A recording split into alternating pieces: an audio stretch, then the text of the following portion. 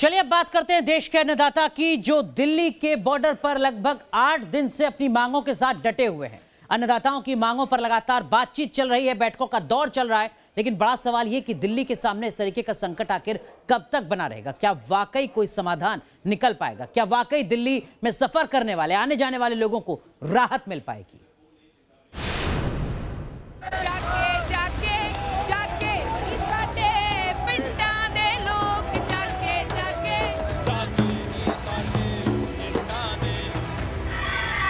किसान आंदोलन से जूझती दिल्ली, जाम में त्राहिमाम करती दिल्ली।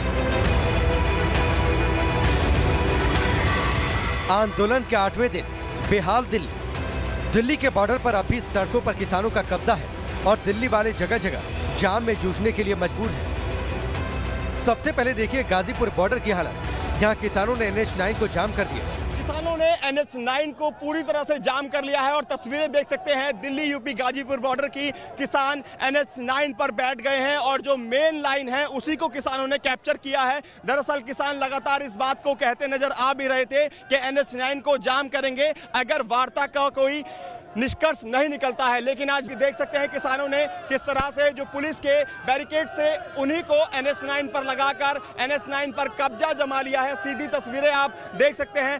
हमें एक काले कानून वापस ले लो, जो हमारा समर्थन मूल्य, न्यूनतम समर्थन मूल्य हमें लिखित में ऐसा है। सरकार कोई भी मांग पूरी करने के लिए तैयार नहीं है, केवल मीठी गोली दे रही है। गाजियाबाद बॉर्डर के पास किसानों का हंगामा जारी रहा।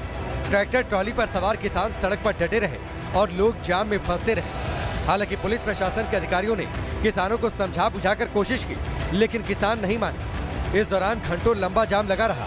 हालांकि राहत की बात ये रही कि किसानों ने जाम में फंसी एम्बुलेंस को रास्ता दे दी। NH9 पर लगे लंबे जाम की वजह से लोगों को हो रही परेशानी।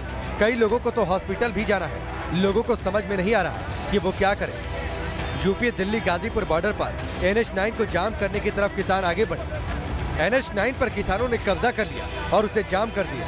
इस समय हम गाजियाबाद यूपी दिल्ली गाजीपुर बॉर्डर पर मौजूद हैं और तस्वीरें आप देखेंगे तो हजारों की संख्या में जो किसान हैं इस समय गाजीपुर दिल्ली यूपी बॉर्डर पर डटे हुए हैं। दरअसल किसानों ने यहां पर एक महापंचायत का आह्वान भी किया है, जिसमें यूपी के सहित वेस्टर्न यूपी के तमाम जो किसान हैं वो यहां पहुंच रहे हैं। 8वें दिन भी किसान अपनी मांग पर अड़े हैं और दिल्ली आने के लिए उन्होंने बॉर्डर पर डेरा डाल रखा है। ऐसे में आंदोलन की आंच कब शांत होगी और कब दिल्ली को जाम से निजात मिलेगी, फिलहाल कहना मुश्किल है। गाजियाबाद से हिमांशु शर्मा के साथ टीम न्यूज़ नेशन।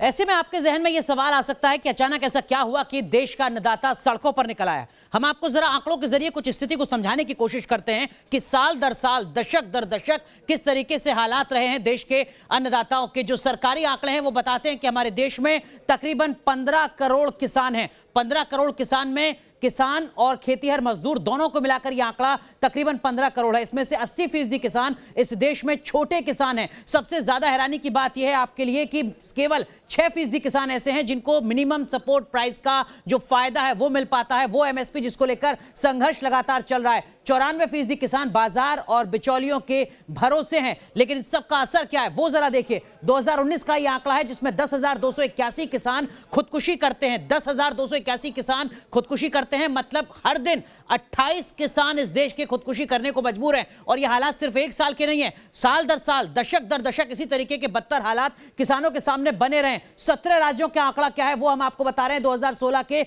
आर्थिक सर्वेक्षण के मुताबिक, जिसके मुताबिक किसान परिवारों की जो सालाना आमदनी है वो सिर्फ 20,000 रुपए है। यह सरकारी आंकड़ा है, यानी 1770 रुपए में हर किसान परिवार हर महीने का अपना खर्चा चलाता है। आप अंदाजा लगा सकते हैं कि क्या वाकई 1700 रुपए में किसान परिवार अपने घर का गुजर बसर कर सकता है। कुछ और आंकड़े समझिए। 2000 से 2017 यानी अलग अलग राजनीतिक दल सत्ता में आते रहे, सत्ता से जाते रहे। 17 साल का ये किसानों का सफर, जिसके मुताबिक हर घंटे औसतन 30 करोड़ रुपए का नुकसान हर किसान को यहां पर भुगतना पड़ा है। यह नुकसान तकरीबन 45 लाख करोड़ का है, सिर्फ खेती और किसानी से जुड़ा हुआ।